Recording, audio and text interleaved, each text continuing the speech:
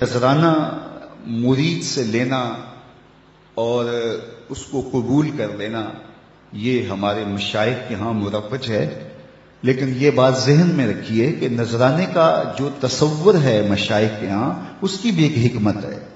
یہ ایک بہت بڑی NGO ہے۔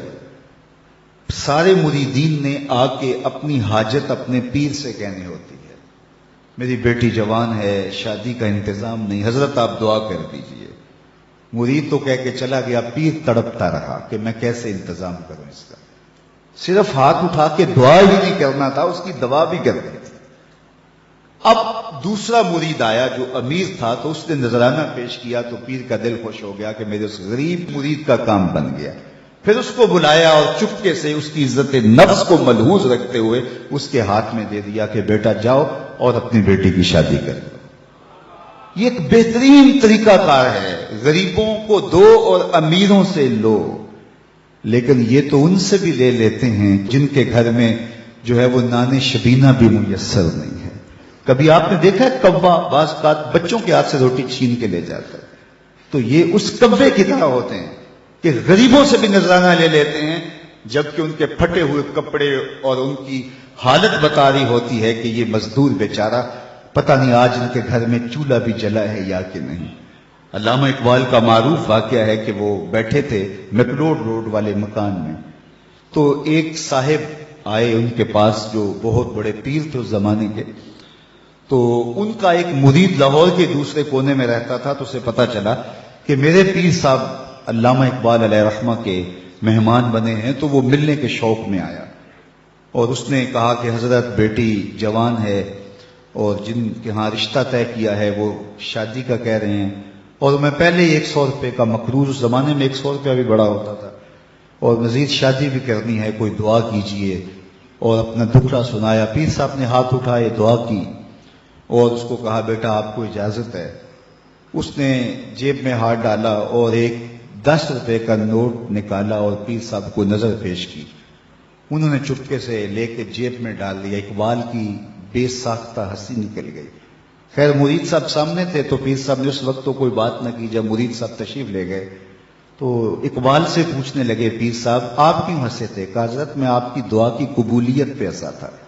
تو آپ کو کیسے پتا چل گیا میری دعا قبول ہو گئی؟ کہا حضرت جب آپ نے دعا نہیں کی تھی وہ 100 روپے کا مقروض تھا، جب آپ نے دعا کر دی 110 کا مقروض ہو گیا۔ اب اس کو تو دینا چاہیے تھا لیکن آپ نے اس سے بھی لے لیا۔ تو اس پر اقبال نے کہا تھا ہم کو تو میسر نہیں مٹی کا دیا بھی، ہم کو تو میسر نہیں مٹی کا دیا بھی، گھر پیر کا بجلی کے چراغوں سے ہے روشن۔ کون بیش دلہ جو کہہ سکتے تھے رخصت ہوئے، رہ گئے قبروں پہ مجاور اور گور کن۔ میراث میں آئی ہے مسند ارشاد ان کو، زاغوں کے تصرف میں عقابوں کا نشیمن۔ نذرانہ نہیں سود ہے پیران حرم کا، نذرانہ نہیں سود ہے پیران حرم کا، ہر خرقہ سالوس کے اندر ہے مہاجن۔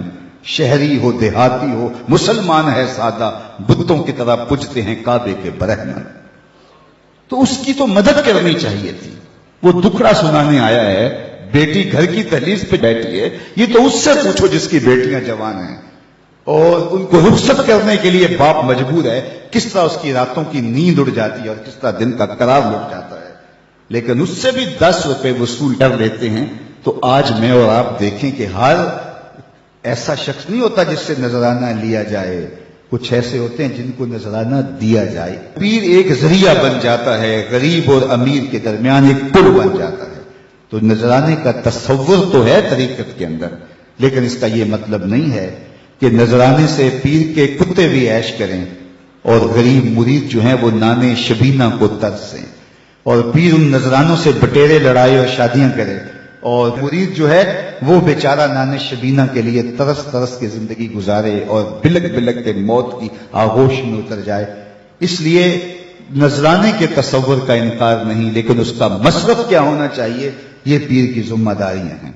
نماز پڑھ رہا تھا کوئی شخص تو مجنو آگے سے گزرا، تو نمازی نے نماز توڑ کے اس کے منہ پہ تھپڑ مارا۔ تو میں پتہ نہیں نمازی کے آگے سے نہیں گزرتے؟ اس نے کہا میں دیکھا نہیں، میں نے دیکھا نہیں، میں ایک عورت کی محبت میں ایسا گرفتار تھا کہ مجھے ہوش نہیں رہا۔ لیکن افسوس تم پر، تم رب کی محبت میں مجھے دیکھ رہے تھے۔ ایک ماڈل مسلمان کیسا ہونا چاہیے؟ جب رب کے حضور کھڑا ہے تو دنیا کی خبر ہی نہیں ہے۔ سیدنا علی المرتضیٰ کے بدن میں تیر پیوست ہو جاتا ہے، نماز میں کھڑے ہوتے ہیں تو یوں تیر نکال لیا جاتا ہے، آپ کو بعد میں پتا چلتا ہے کہ میرے بدن سے تیر نکالا گیا ہے۔ یہ ہے عبادت میں خشوع۔ جب اس کے ہو گئے، محویت کا یہ عالم ہے کہ اسی کے ہو گئے، کسی غیر کی طرف خیال بھی نہیں گیا۔ کسی اور کی طرف دیکھیں کیوں، کسی اور کی طرف تکیں کیوں، جب نظارے اس کے ہیں نگاہوں میں، جب خیال اس کے ہیں۔ نماز ہے تو محویت، اپنی عصمت کا جوہر ہے تو اس کے گرد پہرے بٹھائے ہیں۔ مجال ہے کہ عصمت کے جوہر کو داغ بھی لگنے پائے، مجال ہے کہ خیال بھٹکنے بھی پائے، سوچوں میں آوارگی آنے پائے۔ یہ خیال جب جمع ہوا ہے کہ میرا اللہ مجھے دیکھ رہا ہے، پھر بند کوٹڑی میں بھی جرم نہیں ہوتا۔ آپ نہیں دیکھتے کہ سارے دروازے بند کر کے بت کے اوپر موٹا کھیس ڈال کے زلیخا بولتی ہے تلک یوسف آ جاؤ نا، اب تو کوئی نہیں دیکھ رہا۔ کالا معاذ اللہ، جناب یوسف کہتے ہیں میں اللہ کی پناہ میں آتا ہوں، تو اس بے نور آنکھیں رکھنے والے اس پتھر کے مادو سے بھی حیا کرتی ہے، اس سے بھی پردہ کر لیا، جس کی بے نور پتھریلی آنکھیں دیکھتی بھی نہیں ہیں، تو میں اس سے حیا نہ کروں جو ساتویں کوٹڑی میں بھی دیکھتا ہے۔ اللہ اکبر، اتنی روشنی برستی ہے کہ گناہ کا تصور ہی محال ہو جاتا ہے۔ اور جناب یوسف کو پتا ہے کہ ساتوں دروازے بند ہیں اور تالے چڑھے ہوئے ہیں، لیکن اللہ کے یقین پہ حضرت یوسف دوڑتے ہیں، اللہ تالے پگھلا دیتا ہے، دروازے کھلنے لگتے ہیں، قفل گرنے لگتے ہیں۔ جب کوئی اس کا ہو جائے تو کوئی قفل، کوئی راستے کی بندش اس کا راستہ نہیں روک سکتی۔ اللہ بند مکفل راہیں بھی کشادہ کر دیتا، اس کے ہو کے تو دیکھو، اس کے بن کے تو دیکھو۔ تو اس کے جب تم بنو گے تو پھر سرخروئی تمہیں ملے گی۔